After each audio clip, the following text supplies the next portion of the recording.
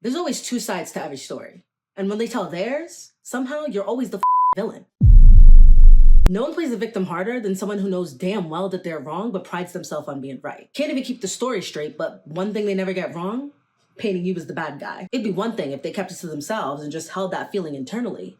But most of the time, they want to run and tell anybody who will listen. It's strategic though. The more people that know their version, the more people that's on their side. They know that if they're louder about how up your actions were, that they'll never have to answer for their own. So they rewrite the story how they want because the real events don't match who they pretend to be. It's like that telephone game we'd play when we were younger, where you would whisper in the person's ear and then they would pass it down the line of all the people. And by the time it got to the last person and they blurted out what the statement was, you're like, what the hell? That's not what I said. They would straight up be changing the entire definition, meaning, and context, and then everybody would want to jump you. People who want to paint you as a villain are so quick to put the blame all on you. So much so that you start thinking that, you know what? Maybe they're right. Maybe I am the damn villain. Then you start questioning yourself.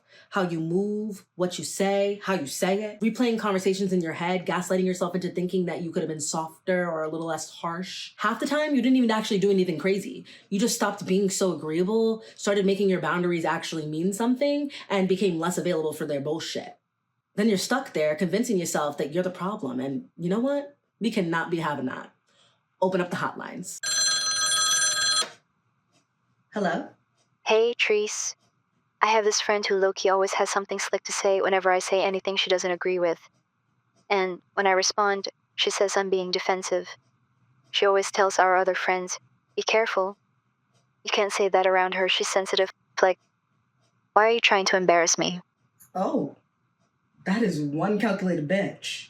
Honestly though, same exact kind of person that'll ask you to talk out an issue and like have a conversation to work out whatever problems you have, but you prepare for nothing because they already decided that you were guilty before you went into the conversation. There's no point of reasoning with somebody who's already decided who you are in their head. Some people misunderstand you on purpose, so the way that they paint you afterwards fits their narrative better. And the most diabolical part, they can't just have their own opinion about you.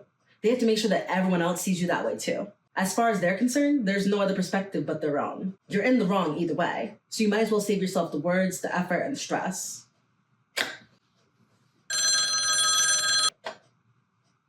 Hello?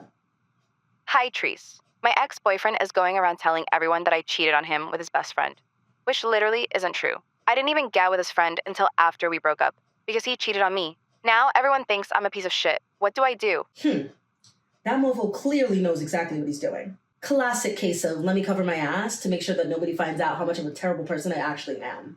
He already knows he lost his relationship with you, so he's just making sure he locks in a win in the fallout. But like, people are gonna believe what they want to believe anyway, so why are you sitting here stressing over something that you literally cannot control? It honestly doesn't even matter how nice, sweet, kind, or generous you are. Some people switch up the minute that they hear some messy shit.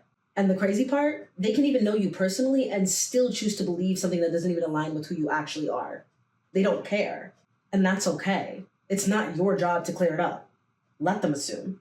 If I were you, I would hop off this call and go enjoy his best friend. Girl, the truth is, you can't control how people think, see, or feel about you. Once they've already decided who you are in their head, no explaining, defending, or correcting the narrative is going to change that. As long as you don't make what they've said about you mean something about you, who the F cares? Their opinion of you does not define who you actually are. So if they see you as the villain, fuck it. Put on the cape and play the role. The older you get, the less you care about changing other people's minds about you. And the less you care, the more peaceful your life is. See you next time.